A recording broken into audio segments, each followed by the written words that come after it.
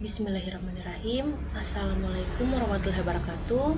Perkenalkan, nama saya Magfira Yusuf dari kelas 5F, jurusan Pendidikan Guru Sekolah Dasar, Fakultas Ilmu Pendidikan, Universitas Negeri Gorontalo. Nah, pada kesempatan kali ini, saya akan mempresentasikan proposal saya yang berjudul Hubungan antara AIKI dengan hasil belajar siswa sekolah dasar. Nah, langsung saja pada materi yang pertama, yaitu bab 1, latar belakang. Perkembangan zaman yang semakin modern, terutama pada era globalisasi seperti sekarang, menuntut adanya sumber daya manusia yang berkualitas tinggi. Peningkatan kualitas sumber daya manusia merupakan prasyarat mutlak untuk mencapai tujuan pembangunan. Salah satu wahana untuk meningkatkan kualitas sumber daya manusia tersebut adalah pendidikan. Pendidikan merupakan suatu aspek kehidupan yang sangat mendasar bagi pembangunan bangsa suatu negara.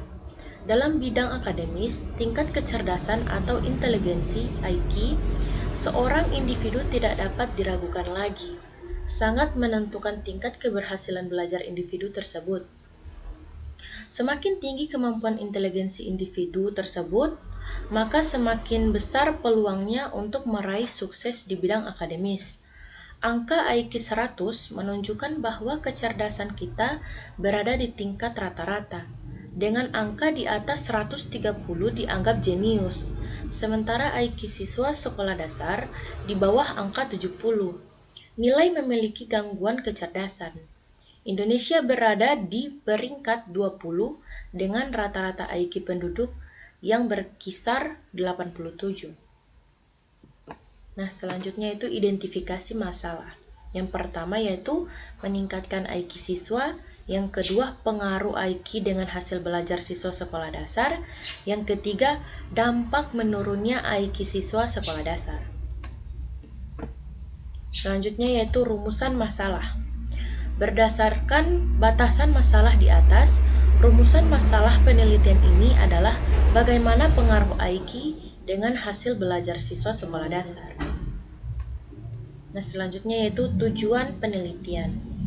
Tujuan penelitian ini adalah untuk mengetahui adakah pengaruh atau hubungan antara IQ siswa sekolah dasar dengan hasil belajarnya. Yang selanjutnya yaitu manfaat penelitian. Manfaat dari penelitian ini terbagi menjadi 3. Yang pertama yaitu bagi siswa.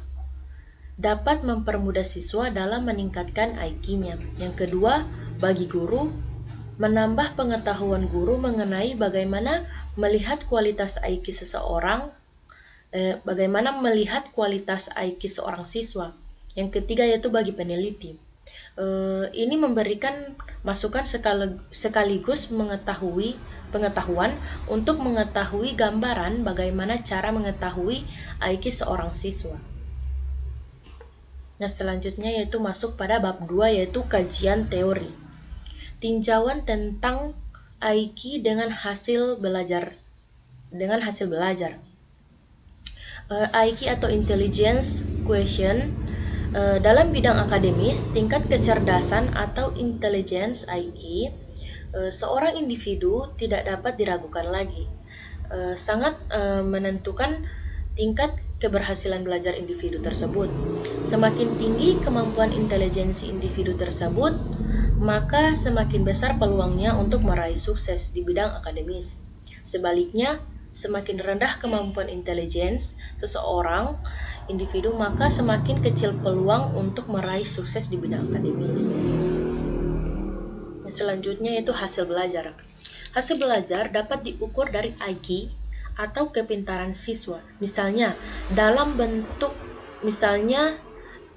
untuk membuat sebuah pengukuran hasil belajar siswa, diberikan soal-soal untuk mengukur beberapa pintar seorang siswa, ataupun bisa juga dites pada saat selesai memberikan materi. Maka dievaluasi apakah siswa tersebut hasil belajarnya memenuhi syarat atau standar. Nah, langsung masuk pada bab 3 yaitu metode penelitian. Jenis penelitian. Penelitian yang akan dilakukan oleh peneliti adalah jenis penelitian survei. adalah penelitian yang dilakukan oleh peneliti dengan berada langsung pada objeknya atau di lapangan, yang mengambil sampel dari suatu populasi dan menggunakan kuesioner sebagai alat pengumpulan data kuantitatif berupa angka-angka yang diperoleh melalui skor jawaban. Nah, selanjutnya yaitu subjek dan objek penelitian. Objek penelitian adalah pokok pembahasan penelitian yang akan diteliti oleh peneliti, yaitu menjadi titik perhatian suatu penelitian. Adapun yang menjadi objek penelitiannya adalah hubungan antara IQ dengan hasil belajar siswa sekolah dasar.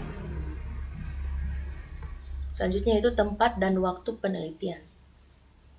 Penelitian ini dilakukan dengan mengambil lokasi di beberapa sekolah dasar yang berada di Gorontalo sebagai subjek penelitian. Pelaksanaan penelitian dimulai dari tanggal 22 Desember sampai pada tanggal 22 Januari 2020.